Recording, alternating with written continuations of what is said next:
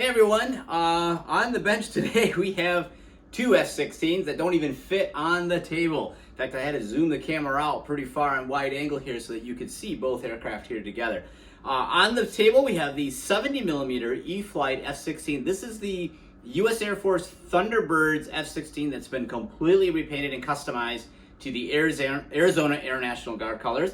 And in my hand I have my 64mm E-Flite F-16 Fighting Falcon that has been customized with the Michigan Air National Guard colors. I actually worked on these aircraft pretty much simultaneously. I completed this one, or I got started on this one first, and then I worked on this one, and then some of the tips and techniques I learned on doing this one, I put right back into my aircraft here. So, since this is an opportunity for me to talk about both F-16s together, I thought I would do this before this one gets boxed up and shipped off to its new owner, and mine will go back in the hangar and be the lone F-16 in the group. So, starting with, you can see that these aircraft are so much different in size. The 70mm to 64mm really is a big jump up in size. In fact, if I line the tail up here, you can see that the nose cone is pretty much in line with the pilot's head on the 70mm F-16. I never would have realized that going from a 64 to a 70 would have made that much difference in size. This is a great big F-16 compared to the 64mm that I have here in my hand. Otherwise, the panel lines on the 64mm are really kind of they're really too wide and too deep to be really. I mean, none of them are really scale correct, obviously, because they're really thin on an actual F-16. But there's a little bit more definition to these panel lines than there probably should be. The 70mm, when you jump up to this one, the panel lines are what I consider a little bit more scale appropriate. You also get a lot more detail in the cockpit on the 70mm that you don't get on the 64mm. I had to paint and add stuff to mine to kind of jazz it up a little bit. Otherwise, it's kind of plain on the inside. You get a lot more of that detail on the 70mm that you just don't get in the 64mm. In terms of foam finish, I can definitely say that the foam is nicer on the 70mm than on the 64mm as well. This really is a high quality F-16.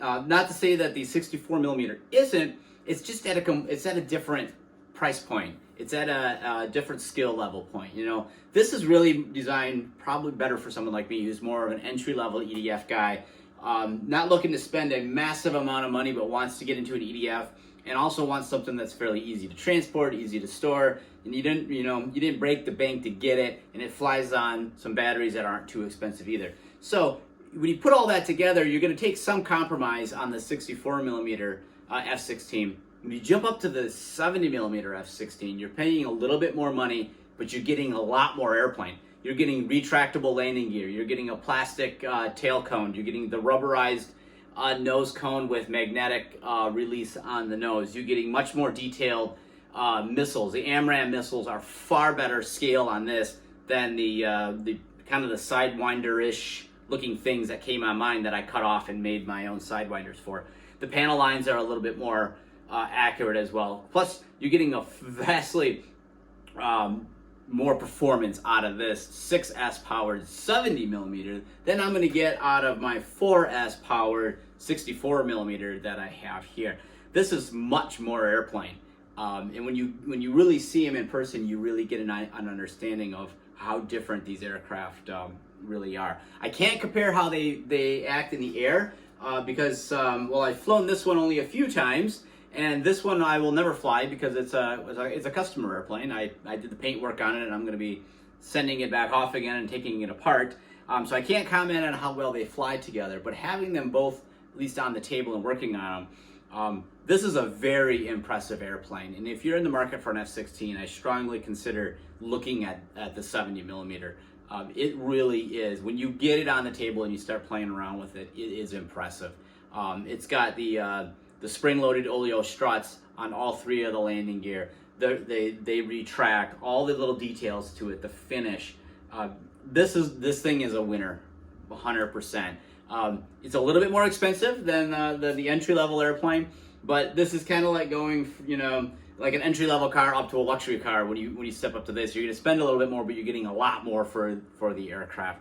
Both of them do have AS3X. Both of them do have Safe Select. But I got fixed landing gear with wires that wire landing gear that hang down that don't look all that impressive in the air. Here you get beautiful retractable landing gear that just looks so awesome after you take off and the retracts go up. That's very cool. This model here is also available in Real-Flite 9.5 as one of the planes you can fly. This F-16 is not. You can't fly this one in Real-Flite. You can fly the F-15, but not the 16. This is the Thunderbird model that you can actually fly. And I actually use this model and the F-15 in Real-Flite to learn how to fly my F-16, and that really paid off well. This will do high alpha very nicely, just the same as my 64mm, at least in the simulator, because that's how I actually practice my high alpha maneuvers, were with the 70mm F-16 in Real-Flite, and then I took what I learned in that and applied it to my 64mm when I had it for the maiden and then the second flight. But another difference here is I don't have a rudder. This is just a one-piece vertical stab. There's no rudder here. Where when you jump up to the 70mm, you actually get a nice rudder that goes along with it. So that's an important thing to point out. Some guys add it to their 64mm. I opted not to. I'm just going to fly it as is. But when you jump up to the 70mm, you do get that rudder channel as well. So both really awesome aircraft, really cool to work on. But in terms of how impressive they are, the 70mm F-16 is crazy impressive when you see it in person.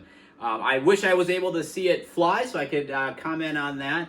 But if it flies anything like the simulator, I think it's going to be just a sweet flying airplane, and it looks really cool in the military scheme.